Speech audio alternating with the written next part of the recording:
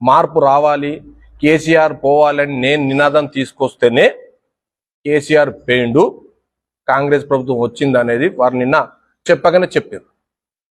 రేవంత్ రెడ్డి గారు PCC president కాకముందు Congress party పరిస్థితి తెలంగాణ ఏ విధంగా ఉండనో పాత్రికా బృందానికి అందరికి తెలిసిన ముచ్చట. వెంటిలేటర్ మీద ఉన్న కాంగ్రెస్ పార్టీని రేవంత్ రెడ్డి అనే ఆక్సిజన్ నింపి పెద్దలు అన్ని రకాల పదవులు అనుభవించారు. రాష్ట్రంలో సీనియర్ కాంగ్రెస్ పార్టీలో సీనియర్ నాయకులు అని చెప్పి మీకు ఎక్కడైనా కూడా గౌరవం ఉంది, ఏ స్టేజ్ మీద అయినా మీకు గౌరవించారు.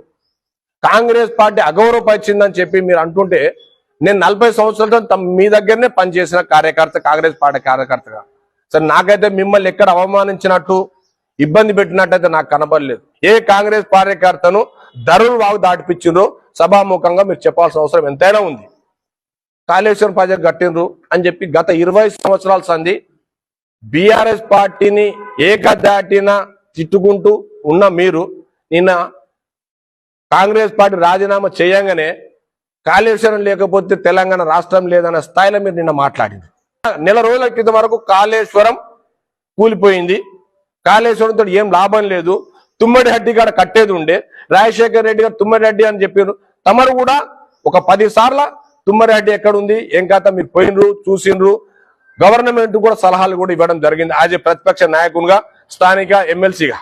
అప్పుడు కూడా ఏది టీఆర్ఎస్ ప్రభుత్వం స్పందించాలి. అంటే మీరు ఒక పార్టీ, మా కాంగ్రెస్ పార్టీలో సీనియర్ ఉన్నప్పుడు విమర్శిస్తేనేమో అవన్నీ విమర్శన కాదు, సద్విమర్శన. కాంగ్రెస్ పార్టీకి రాజీనామా చేసిన తర్వాత మీరు మాట్లాడేయన్ని బీఆర్ఎస్ పార్టీని పరోక్షంగా మీరు పొగుడుతున్నా చెప్పక తప్పదు. ఈ నెల రోజుల నాడు బీఆర్ఎస్ పార్టీ మీద మీకు అంతగానో ప్రేమ ఎందుకు పుట్టుకొచ్చి?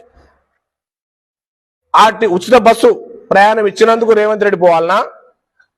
కరెంటు గృహజ్యోతి 200 యూనిట్ల వరకు ఇచ్చినందుకు రేవంత్ రెడ్డి పోవాలనా? 500 రూపాయలు సిలిండర్ ఇచ్చినందుకే రేవంత్ రెడ్డి పోవాలనా? ఇందిరమ్మ ఇండ్లకు 5 లక్షల రూపాయలు ఇచ్చినందుకు రేవంత్ రెడ్డి పోవాలనా? రైతు భరోసా 12,000 రూపాయలు ఇచ్చినందుకు రేవంత్ రెడ్డి గారు పోవాలనా, దిగిపోవాలనా? తెలంగాణ 5 లక్షలు ఉన్న ఆరోగ్యశ్రీని 10 లక్షలు చేసిండు.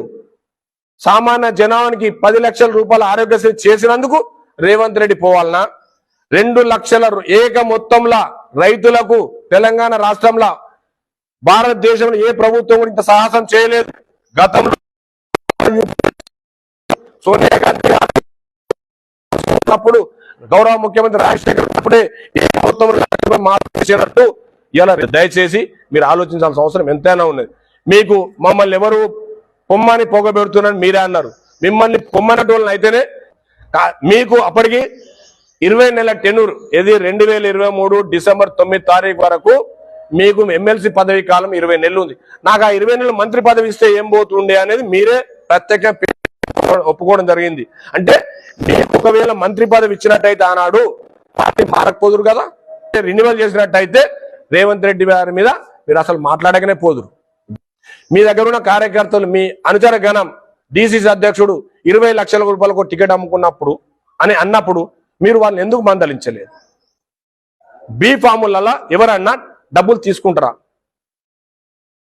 సార్, తీసుకున్న ఆలోచన ఉంటే నేనైతే మీ ఇంట్లోనే పెరిగిన 40 ఏళ్ళు. మీ ఇంట్లో అటువంటి అవినీతి ఏమైనా ఉందా?